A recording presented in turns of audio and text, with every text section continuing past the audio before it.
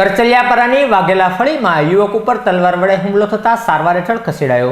કરચલિયાપરા રાણીકા વિસ્તારમાં આવેલ વાઘેલા ફળીમાં રહેતા વિશાલભાઈ ચૌહાણ નામના વ્યક્તિ ઉપર કોઈ અજાણ્યા વ્યક્તિઓએ જીવલેણ હુમલો તલવાર વડે કર્યો હતો, જેમાં વિશાલભાઈને પેટના ભાગે તલવાર વાગી જતા તેમને સારવાર હેઠળ ખસેડાતા પોલીસે દોડી આવી જરૂરી કાર્યવાહી હાથ ધરી હતી।